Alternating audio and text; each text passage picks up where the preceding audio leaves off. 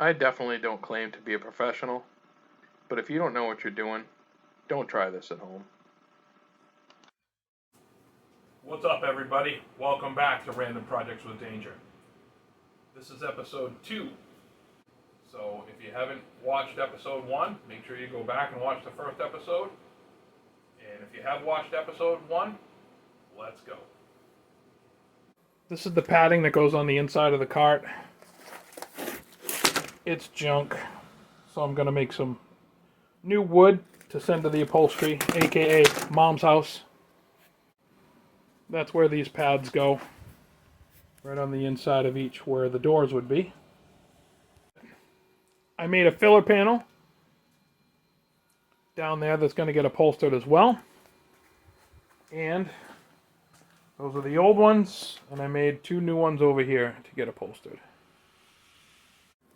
I've disassembled this gate hinge. We have to put a bend in it because we're turning this into a door hinge. So I'm going to heat it and I'm going to roll it over there so we have a nice arc. Never made one of these before, but I'm going to give it a shot.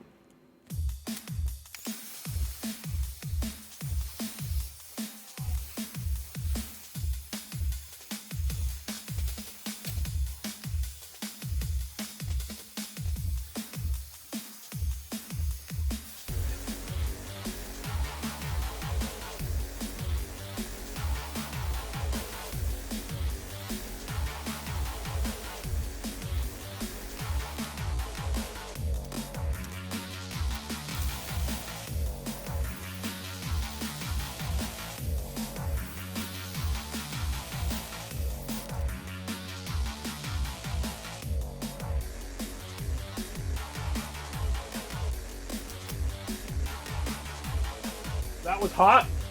Glad I had the gloves on.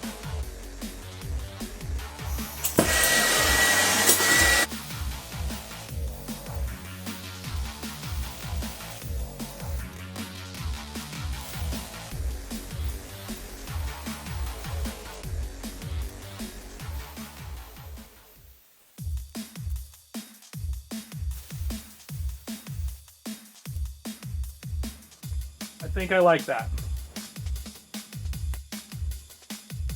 It came out pretty good. That's the car door open. That's the car door closed.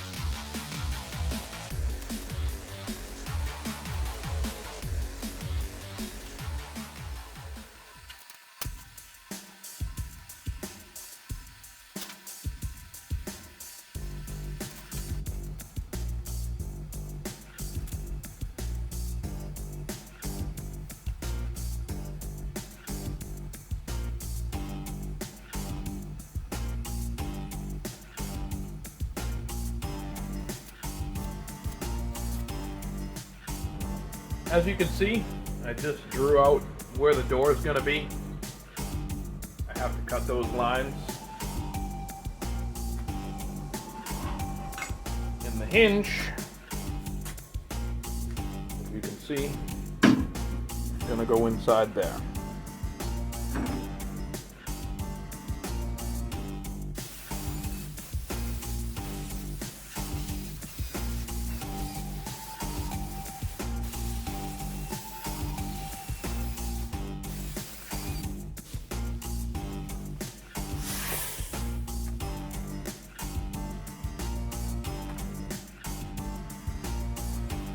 Yes, it is snowing today.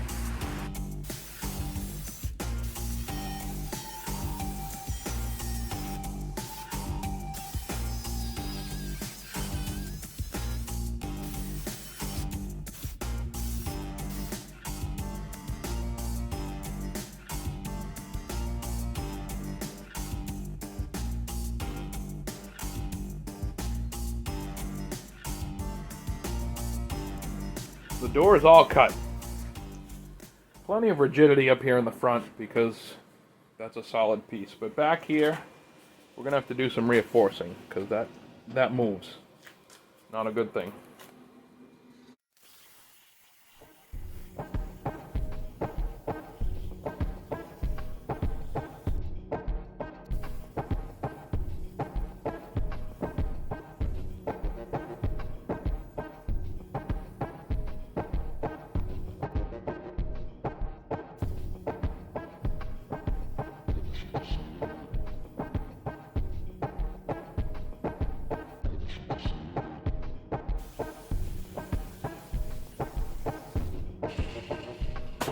Let's go see if it fits.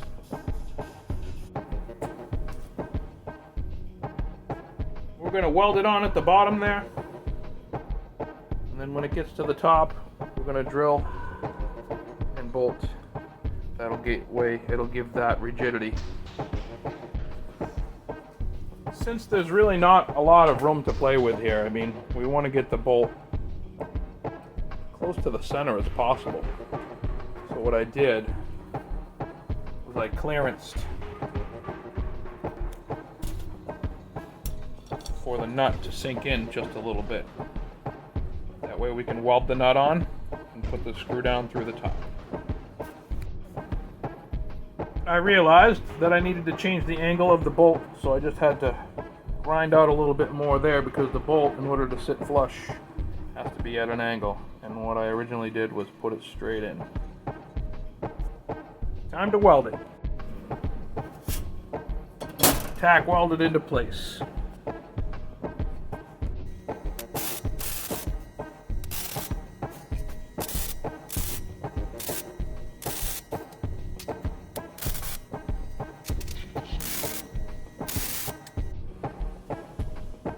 There it is, all welded in there.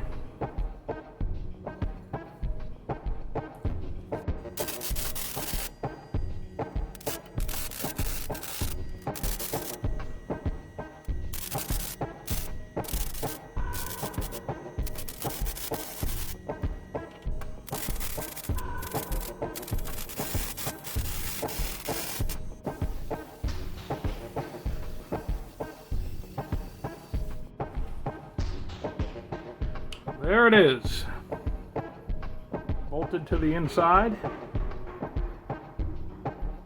curves around, welded to the frame. That ought to brace it up enough where it doesn't move, and doesn't warp, hopefully. I got the welds ground down and I just put a coat of primer on it. As you can see, it contours the body pretty nicely. Hopefully it'll hold it in place and give it a lot more rigidity. So this is the clutch pedal. I have the mower up on its side. This clutch pedal has to be moved forward about 6.5 inches or so if it's going to match where the gas and the brake are. So in order to move that clutch pedal, that's the rod right there for the clutch. Everything's pretty tight down here. I don't want to get in the way of the steering rod. So what I plan on doing, cutting the pedal off, welding this gear onto that shaft, welding the pedal in up here and drilling a hole through. So when you step on the clutch, it'll turn the sprocket and pull on the rod underneath.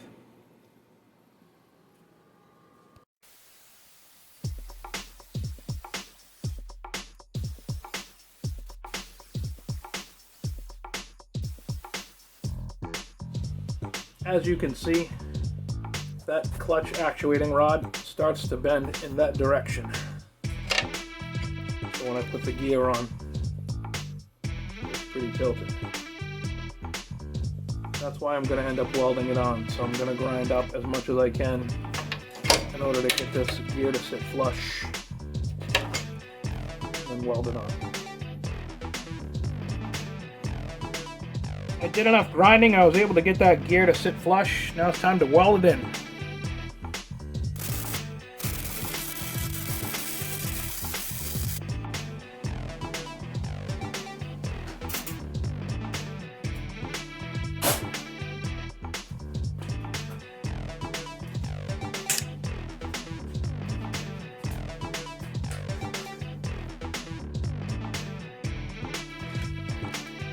I'd say that's a good enough weld.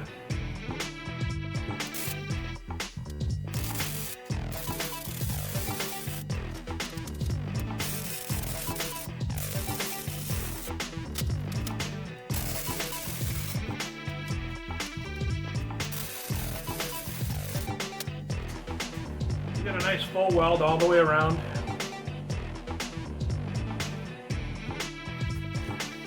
So I just welded and fabricated up a little bracket to hold the shifter cable at somewhat of an angle. So it rests in between those two pulleys, because it's that top one there that has the belt on it, that's the drive pulley, and that bottom one, that's the mower deck pulley. And I do plan on putting the mower deck back on it. So we need to make sure this shifting cable doesn't get in the way of those.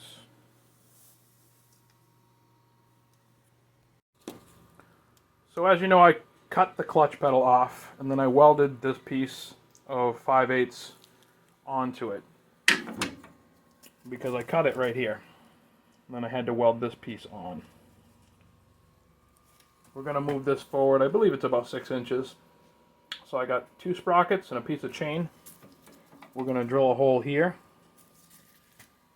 And this is where the clutch pedal is going to sit.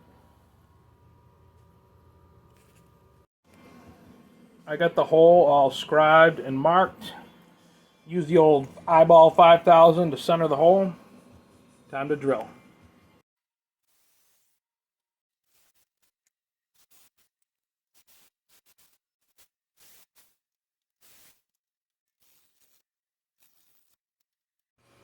So once again, I've drilled a dimple so that the set screw can set into the dimple and have a place to bite. That way when we push the clutch, we want to make sure this doesn't spin around the shaft, because I'm not going to weld this one. This has to be able to be disassembled so I can get this apart if need be. Also, there's a small chance that this will be in the way of the oil filter. So if I do need to take this off in the future, I need to make sure it's removable. So I machined this pipe fitting to the same size as this. So this is going to go through the frame. That's going to get welded on the inside with a washer and a cotter pin, or maybe a hairpin, probably a hairpin. And this is going to provide the support for pushing down on the clutch pedal, and this is going to turn the chain that turns the clutch pedal.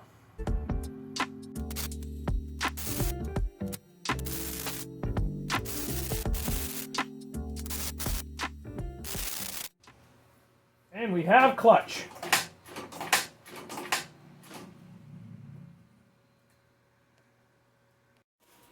The gas tank is mounted. I ran a hard fuel line. I have to cut the zip ties, but I got bits of rubber line protecting it from chafing. I put these clips. These are closet shelf clips, but they clip onto this 1/4-inch fuel line perfectly and hold it exactly where I need it. So it goes all the way up to the front. Ends there. The rubber line's in. Right up to the fuel pump. Fuel system complete. I'm here with my upholsterer, aka my mother, Danger Mom, doing some upholstery today.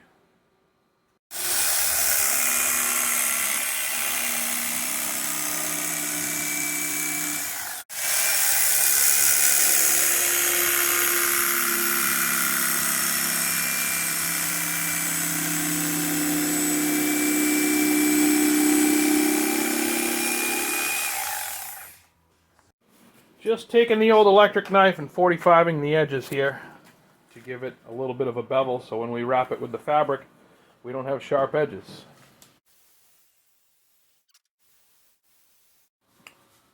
We got it stapled in place.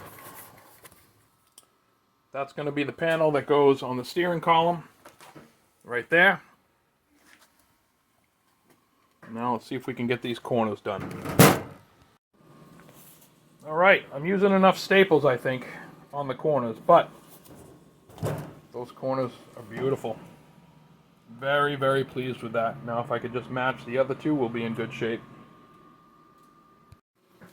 Out with the old and in with the new. Looks great. We got the 3 side panels done, well, the 2 side panels and the steering column panel. Next, we have to upholster the seat itself. Alright, we're upholstering the seat. This is the setup I have to use to get these little screws up underneath the fabric to hold it in place. Fun stuff.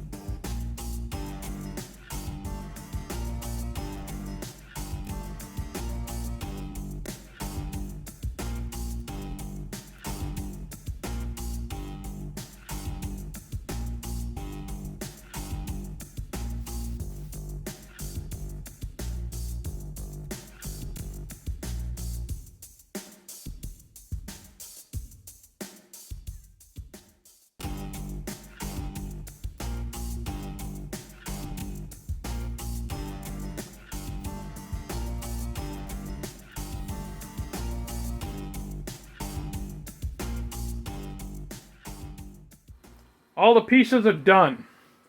Came out good. A lot of learning as far as upholstery goes. About 7 million staples, half a box of screws, and some zip ties. Done. I saw this trick online somewhere, that if you have some old faded plastic and you take a torch to it, it brings it back. And I guess it works, because you can clearly tell the difference. I'm going to see if I can do this whole cover.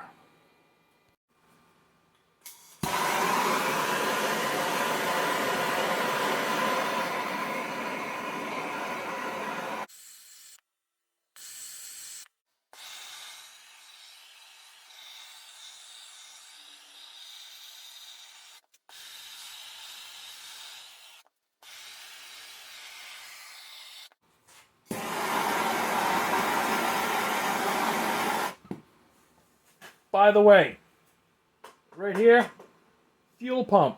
Don't heat it. So I use the same technique on both. So obviously this plastic is a little different than this plastic. It still shined this stuff up, just not as good as this. Now we know. I have the engine cover off.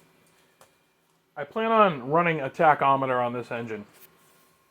And from the research that I've done, you can get a tach signal from the kill switch wire on the coil, which is plugged in underneath the coil. I don't think you can barely see that tab under there. So I've unplugged it. I'm going to solder a wire onto that as a splitter, and hopefully that'll work as a tach signal. So what I've done is I've stripped back a little bit of this blue wire here. You can barely see from that angle, I'm sure. But I wrapped it around the very bottom of the connector. I made sure to sand the connector with a little sandpaper to get it clean so the solder will stick. Now we're going to take the soldering iron and heat it up, hopefully form a bond.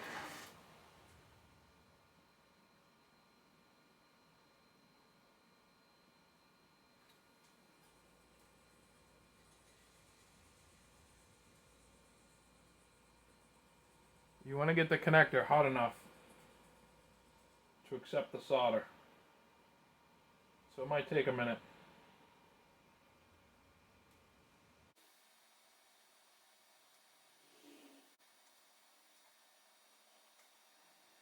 And just to make sure you have a good connection, you wiggle the wire a little bit. If the wire is stiff and connected to the connector, you're good. If the wire moves around, you didn't get a good connection. This one looks like it's going to be just fine. So I'm going to wrap a little tape around it, plug it back in.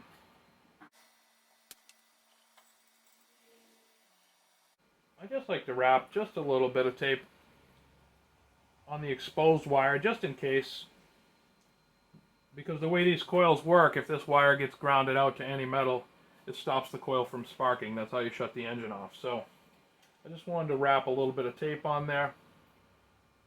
And in fact, I think I'm going to continue on and wrap the tape all the way down. Well, not all the way down. But I want these two wires to stay together, so I think I'm going to wrap them a little bit further on down the line.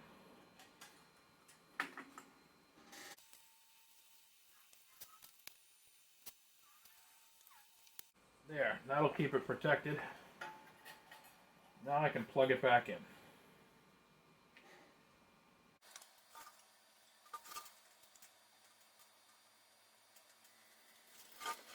There, it's plugged back in.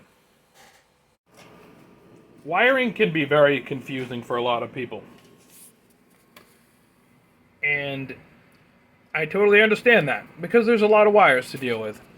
But in this specific instance, we're going to have a lot of different types of things going on, because we're going to have headlights and turn signals and a stereo and all kinds of crazy stuff. But this is the main harness that comes off the engine. The wires that come out of this, the white one here, that's actually, it's not white, but that's the power. That's the 12 volt from the charging system. That's how we're going to keep the battery charged. These other two, one of these is the ground. If you apply ground to this, it stops the motor, it kills the magnetos. And this other one here looks to be gray. That's going to be a 12 volt plus when the key is on for the solenoid underneath the carburetor. This blue one I just put in there. That's going to be the tach signal. But ultimately, there's three wires that we're dealing with. So this is the harness that came with the engine. I'm going to unplug this, take it over to the bench.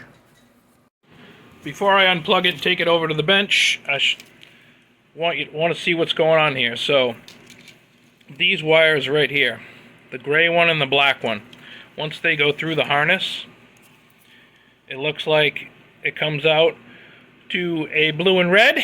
Those are both in the same socket as the gray. And then this black one that comes out is also black on the other side. So that's going to be our kill switch. Now these other ones on this side come through to these two here. So we got an orange, looks like a green, and then that red that's tapped into the other side as well. So these two we've already established are coming in. These are coming in from the charging system and putting out 12 volts. This one we've established is going directly to the starter solenoid, and this one goes to the kill switches. This white one is not used at all, so I've removed it. Simplified. 4 wires. Accessories, the blue needs 12 volts when the key is on in order to open the solenoid at the carburetor, and this only needs to be grounded to shut the engine off. Here's the factory harness that came out of the mower originally. This long one, that's your positive battery terminal that went to behind the seat, and that's where the battery is still, so that's where that's going to go. This long one You can see the plug on the end there. That originally went to the headlights. And we followed down this spaghetti rabbit hole here. As you can see, I got the key switch hanging. These two wires were plugged into the back of the amp meter. I'm going to delete the amp meter. I'm going to go with a voltmeter. But if you delete the amp meter, you have to connect these two wires together, because the amp meter actually connects those two wires together. That's how it operates. If these aren't connected together, you might encounter some charging issues. Your battery won't charge. So I'm going to connect those two together and delete that section. Also, where is it? Here it is, right here. This right here is the seat safety switch. So when somebody sits in the seat, it tells the rest of the harness that somebody's sitting in the seat. We don't need that. And the way that it's set up right from the factory is if you unplug it, it deletes it. So it's unplugged, it's deleted. I'm going to follow the wires back, and I'm probably just going to cut them close to the harness. That way to clean up the wiring. I'm keeping the clutch switch, so there's two more. There's the clutch switch, which is on the mower, and then there's the deck switch, which when the blades are engaged. Those are both safety switches that I'm keeping.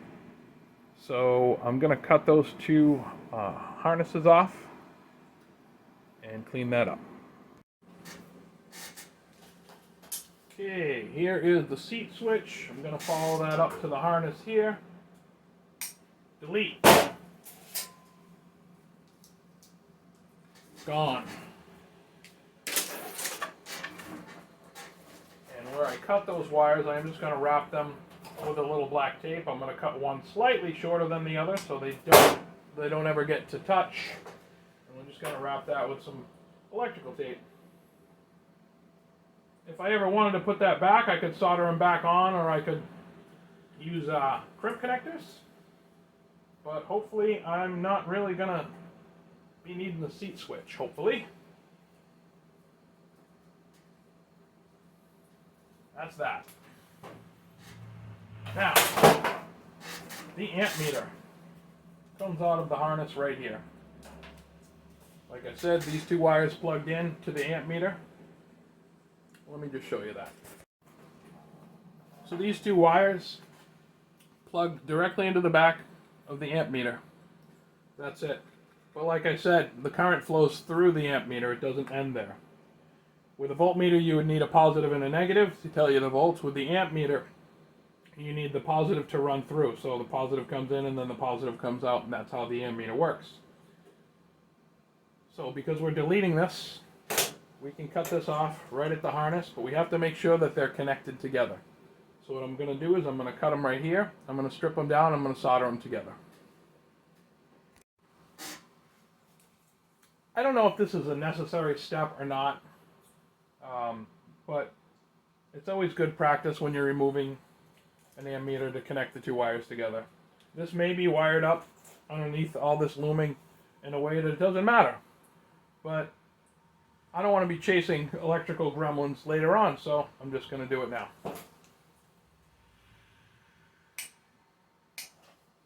Cut the connectors off. Strip the wires down.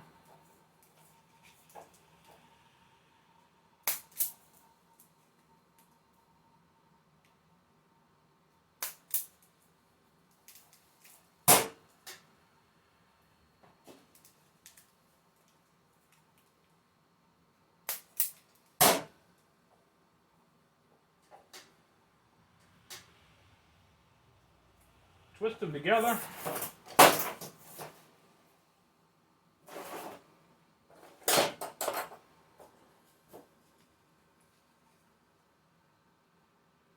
Sure, there's many videos on YouTube of how to solder. So if you don't know how to solder, you can always look up one of those.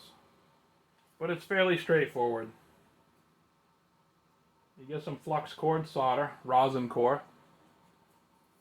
As long as you have clean wires that aren't all black and dirty, as long as there's clean copper showing, you just touch the soldering iron to one side and let it heat up a little bit. And once it gets hot enough, you'll see the solder will just absorb into the wires.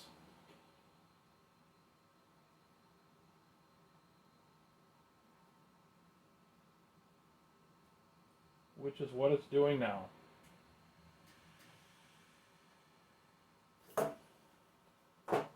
Obviously, be careful, these are hot.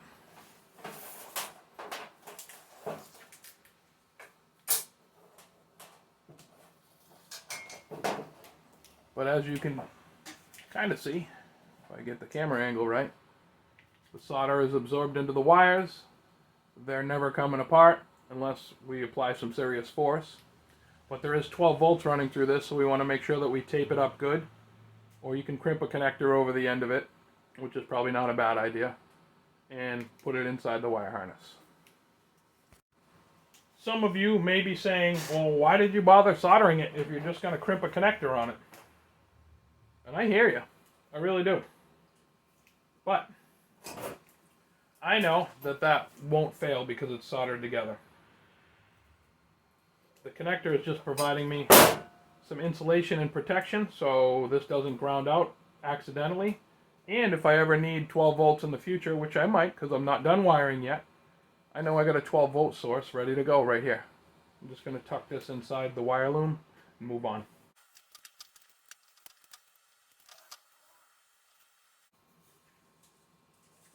Like it never happened.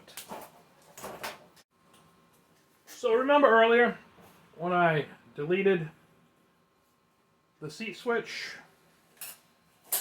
cut these two wires, and that was it? Well, as I looking over where I threw this on the floor, I noticed that there was a ground. And this ground travels up the wire. It actually connects in on one side. That's a single wire on that side, that's a double wire. So half of this goes to the ground, the other half goes to the wire harness. So there's a good chance that I'm going to have to figure out which wire went where and put a ground down here on the harness. I'm going to have to look up a schematic about that one. So the moral of this story, just be careful before you start cutting wires and throwing them aside. So I did unravel those seat wires. And one of these grounds goes right up the main harness into the key switch. So I'm going to have to do a little bit of research to see if that's going to need to be regrounded. In the meantime, I've moved on. These two wires that come directly from the key, we have the orange and we have the black. It just so happens that this is going to be the charging wire and this is going to be the kill switch wire, which will match up even color-codedly perfect with the engine harness. So I'm going to go ahead and solder those together.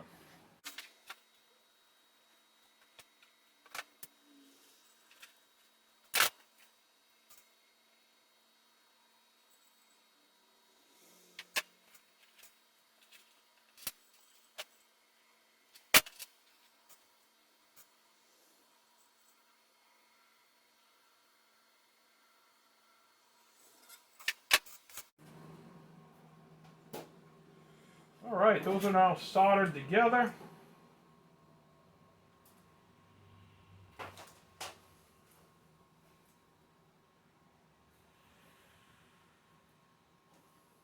I made sure, before I made those connections, to put a couple small pieces of heat shrink tubing on the wires. So I'm just going to heat shrink the bare spots there so it can't arc out or come in contact with something that it shouldn't.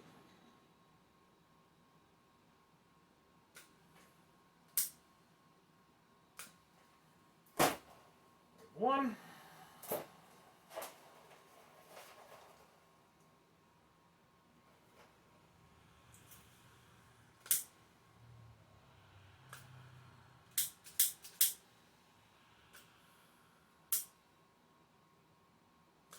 There's two. And just for extra added protection, I'm going to wrap them with tape. Now that I know I have a solid connection, if there's ever an electrical problem, I know I don't have to deal with these.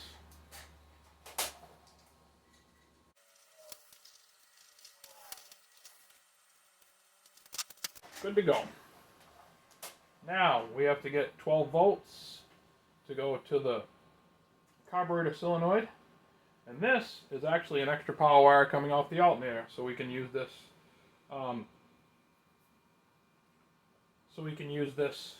Elsewhere if we need it.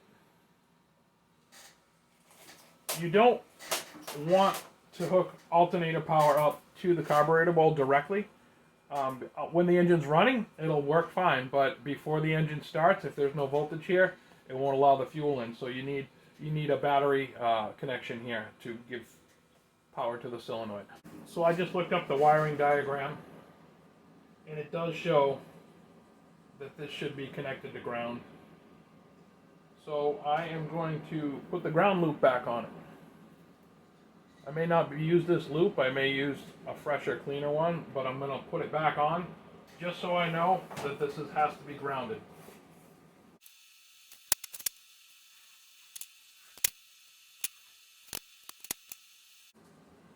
There, now when I start wiring this and putting this harness back on the go-kart, I'll know that this definitely needs to go to ground. So I looked up the wiring diagram and I did a little testing with the ohm meter, and I found out that the blue wire coming down from the key is also the switched power wire, aka when the switch is on, it gives power, which is exactly what we need for the carburetor solenoid. So I'm going to solder the blue wire together with the blue wire, because that's the one that ends up going to the carburetor solenoid, and all the wires are color coded correctly. That's just a bonus. I am going to put a crimp connector on this one as well, because with this switched power, I know, since it's the only switched power I have, I'm going to need it to run the relays for everything else, as far as the running lights, the radio, things like that.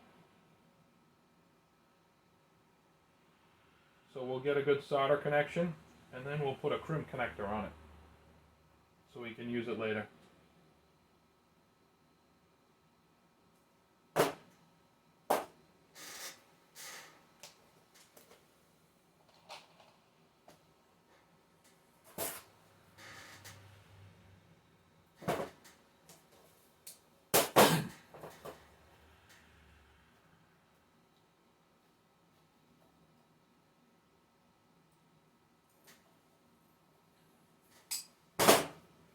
Perfect.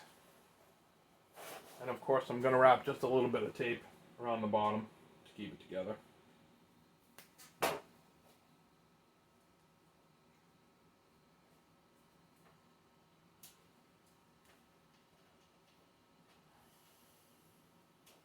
There.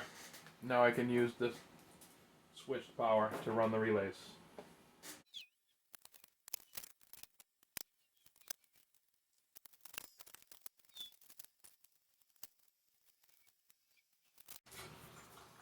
Alright, I got the wire harness all cleaned up.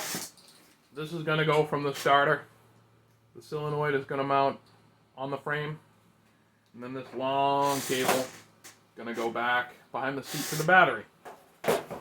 Off of that, it looks a little messy, but everything's got wire loom on it, and it'll go where it needs to go. This is the engine harness. That's going to go right to the engine.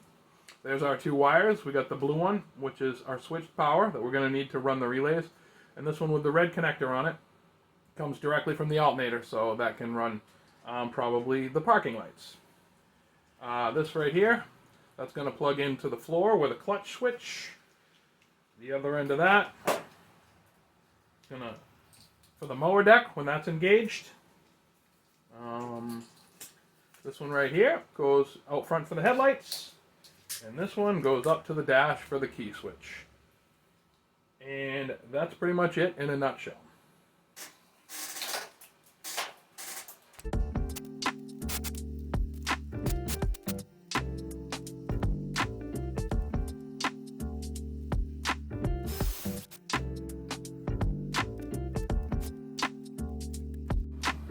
So I got the starter solenoid all mounted.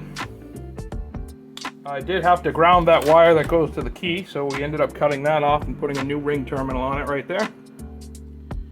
As you see, this side of the solenoid goes to the starter, and the other side drops down through the bottom. And underneath the bottom, I got it bracketed up and all the way back to the battery box.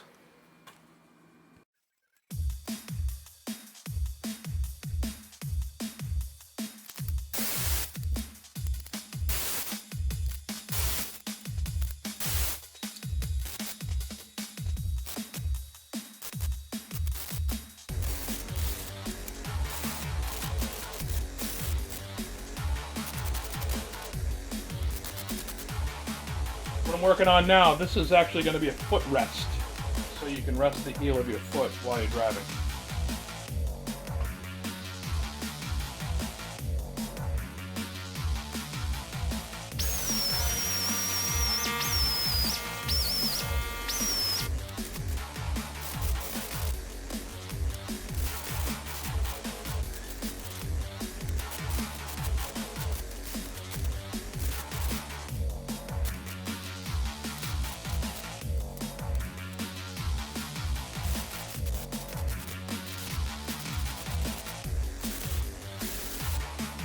Next order of business, we have to make a chain guard so your pant legs don't get caught up on the chain.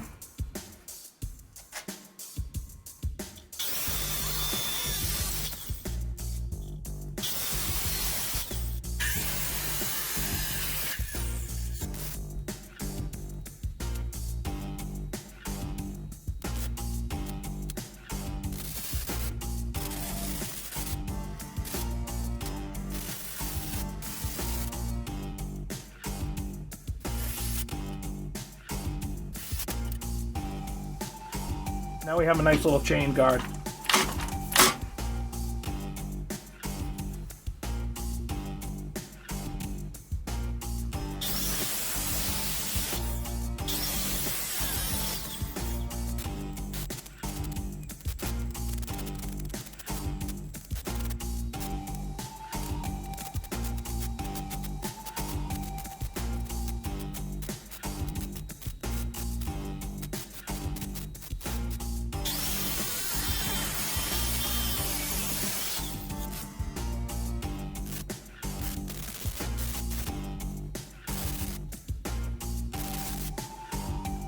The chain guard is in place and the footrest is all welded in place. You got all the wiring harness temporarily zip tied up, but it's all plugged in. There's the key. I'm going to throw the battery in it and see if she'll turn over. Alright, the battery's in and hooked up. Got the wire harness zip tied into place temporarily. Let's see if this thing will turn over. Clutch. Here we go. Wish me luck. Oh, beautiful.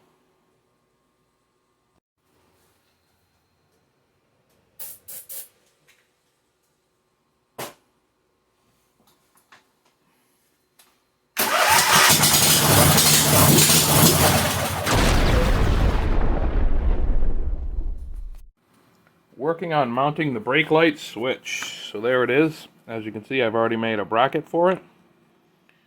And it already hooks to the brake linkage. So we just have to mark it, clean it up, and weld it in place.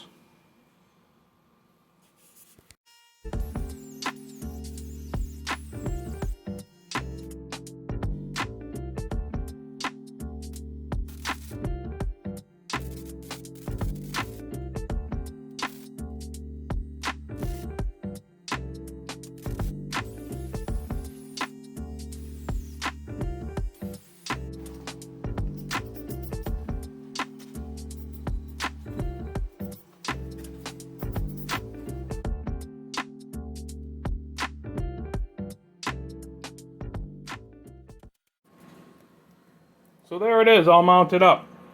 Now every time the brake pedal is pushed, it's going to pull on that spring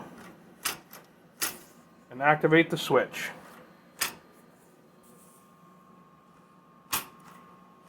And the brake lights will come on every time the brake pedal is pushed, if I wire it correctly. Trying to figure out how the exhaust is going to go. I want to run dual exhaust all the way out the back of this thing. And as you can see, the brakes, the throttle, the brake switch, it's all kind of in the way. This originally was forward. If I reverse that, it dumps out pretty close to where I want it. Too close, as a matter of fact. Obviously, you can see that it's resting on the brake switch, so we need to angle that out just a little bit. And my goal is to sneak it right in between here.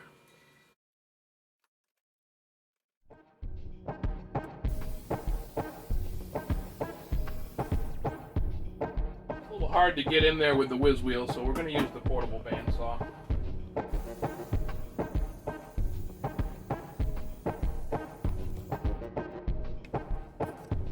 If you haven't seen this thing yet, check it out. I made a video of this build. It's a portable bandsaw, but I made a table for it. So I've cut the pipe off. I'm going to re-weld it on in the position that I want it in. By the looks of things, it'll clear the tire and the cable. I might have to cut a little off that and put an elbow there, but I'm going to sneak it through. I think it'll be just fine. We may have to wrap it with header wrap to keep everything cool, but that's the plan.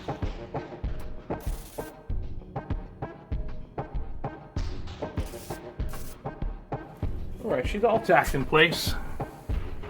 I think I like that placement. Like I said, we're probably going to have to trim that to put a 90 on it. And we'll probably sneak it up right up against the foot guard, or close to it, and wrap it so it doesn't heat up too much, but I think that's where we're going.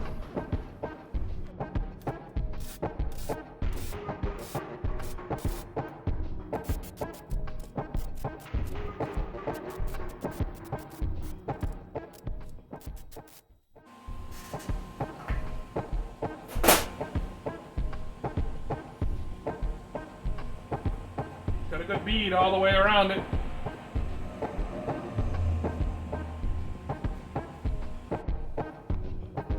I got the weld all smoothed out.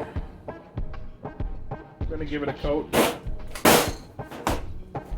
the high heat black. Then we're gonna move on to the other side.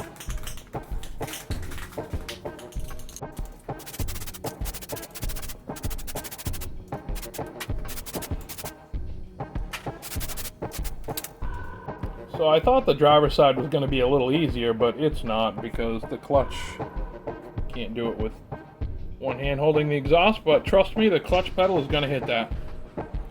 So we need to figure out something different.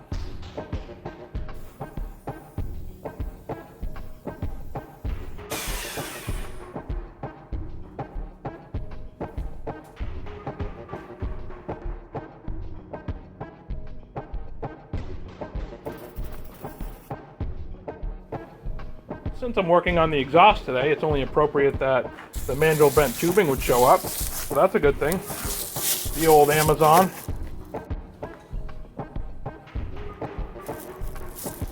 Actually looks to be pretty quality stuff.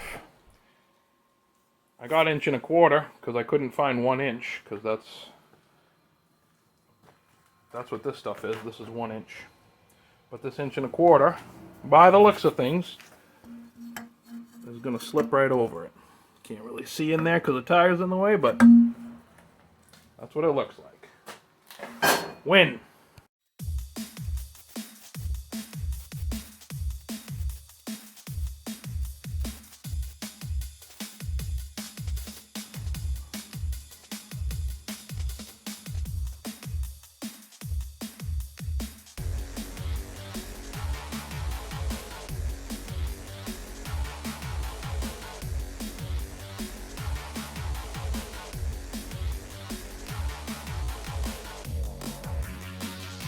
Alright, we got the passenger side all welded up. Comes out of the engine, down, and it kind of snakes through. Missing the tire, the shift cable, it misses the pedals, it misses the throttle cable, and I moved the fuel line, so it misses that too. Once again, I'm going to wrap that with header wrap, keep the heat in. It should be good.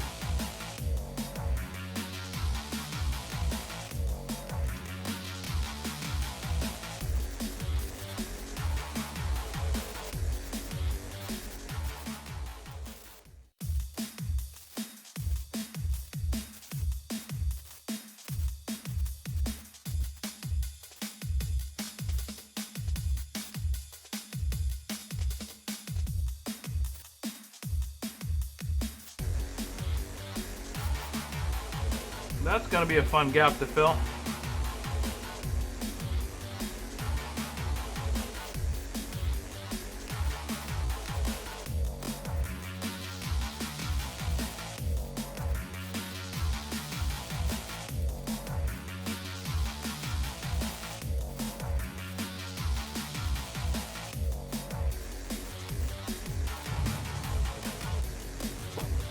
Nice.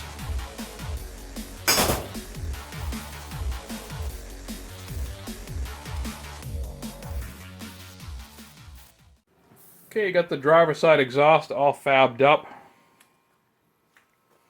Out to the little mini muffler with a straight pipe out the back. I just gave the exhaust a quick coat of flat black heat paint. I'm going to take it over to the bench here. I'm going to wrap it with this heat wrap. Never done this before, but we're going to give it a shot.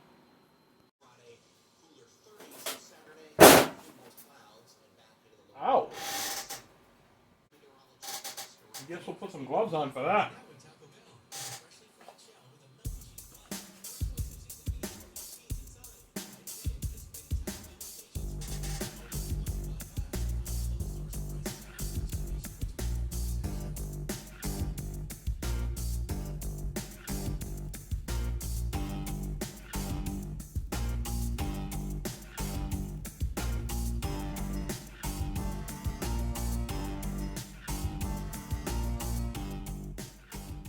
One thing to note about this stuff is I'm covered with little fiberglass-like hairs.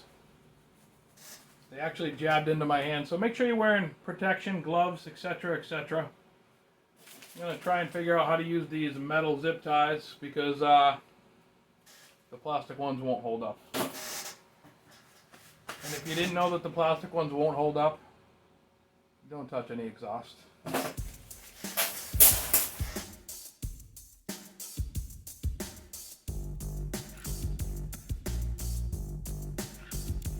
Hold these little clips as tight as you can. So from what I've seen online, there's a bunch of different ways to do it. I'm just going to take it with the needle nose and kind of give it a twist. Hopefully it tightens it up enough.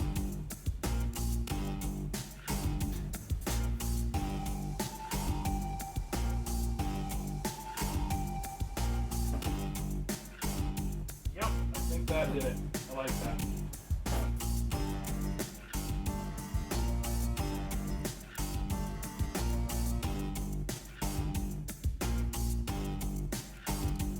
There it is. All the clamps are on. Whoa, there we go.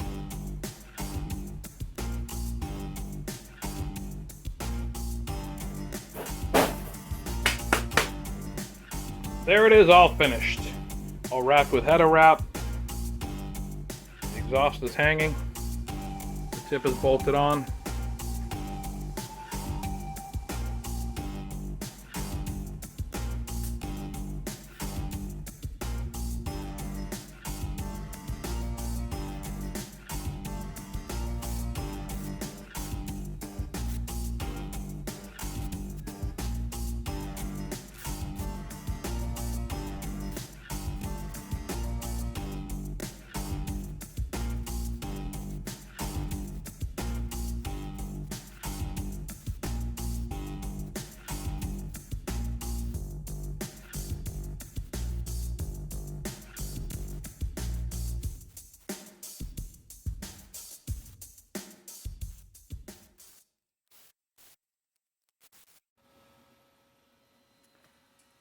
I got both pipes fabricated. I just have to wrap the passenger side one.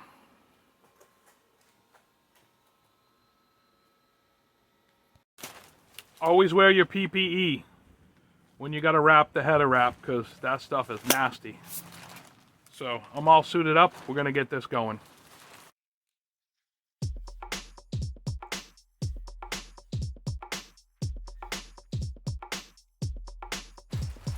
Let me show you my little wrap holder that I made.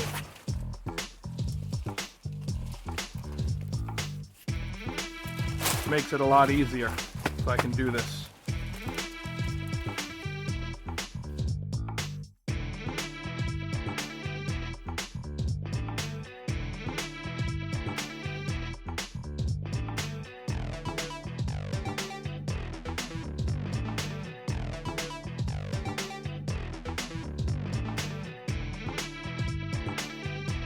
Listen, I know this looks dumb, but it kept my clothes from getting embedded with these fibers, which are itchy as heck. So it's a win. If you're doing this indoors, make sure you wear a mask. I didn't wear a mask when I wrapped the last one and I was coughing for a couple days, so let that be a lesson to you.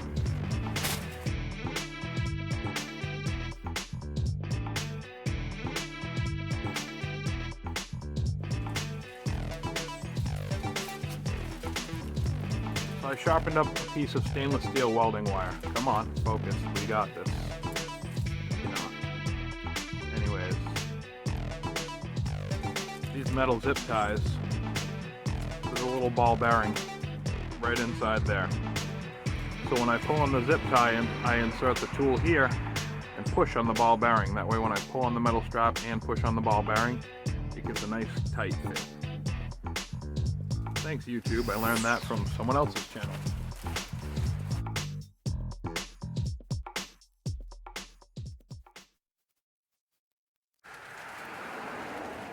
So this section of pipe right here, right about in this general area, that passes underneath the gas and brake pedal and over the shifter cable. So I'm going to double wrap this just so we have a little extra insulation there.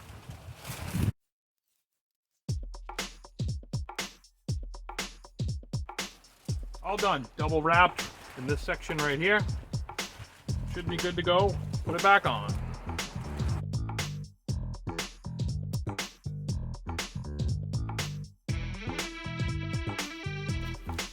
Here's where I double wrapped it. As you can see, the shifting cable goes right below it, and the gas and the brake pedal are right above it. I don't want to melt that shifting cable, or the throttle cable for that matter, so we did a double wrap there.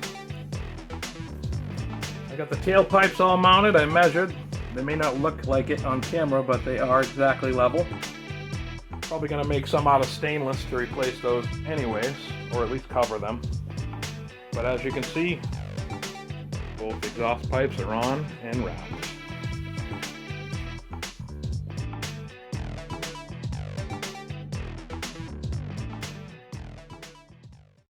Well, that's it for episode 2. We got a little bit to go. Hopefully one more episode before this thing's running. And then we have bodywork and paint. So, thanks for watching, and stay tuned for the next episode.